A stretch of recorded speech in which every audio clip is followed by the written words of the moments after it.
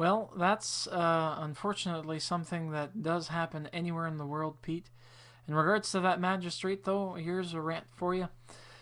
The so-called magistrate is unfortunately very wrong in the fact that he decided to give rights of bail to a minor who did something so grievous as what was mentioned in the article.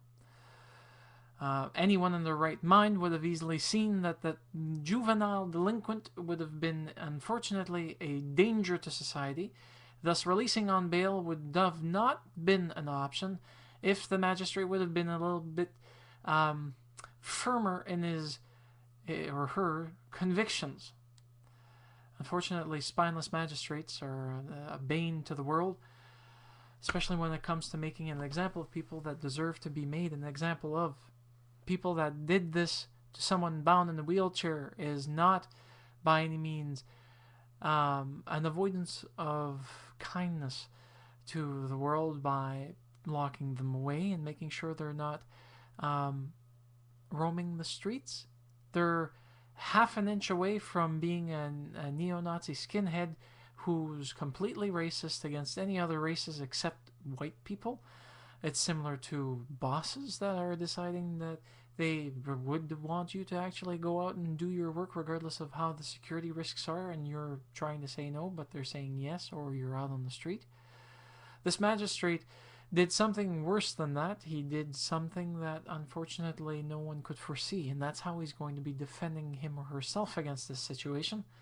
But I don't give a rat's ass on how he or she decides to try to defend himself, because this is what I would like to do to the magistrate if it was something that could be done, and this is just me ranting. It's not me saying that it's going to be done. I'm a Canadian citizen. I do not act violently against people, but I let my imagination go away with its own actions.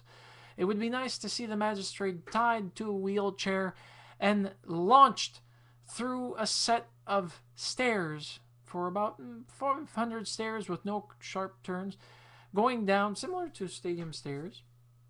Have him go down that and see if he actually survives without being killed.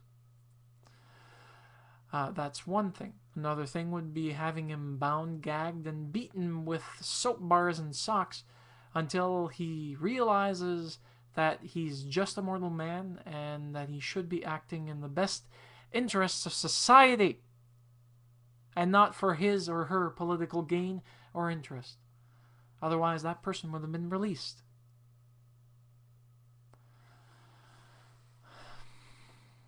I could rant more, but I don't think it's going to be something that's going to interest people. Unfortunately, this is an act that's already done. It's water underneath the river. The only thing that I would like to add is my condolences to the woman's family, if any exist, friends and family members that have lost her due to this callous act of justice gone wrong. Thank you very much for sharing this with us, Pete. Have a nice one.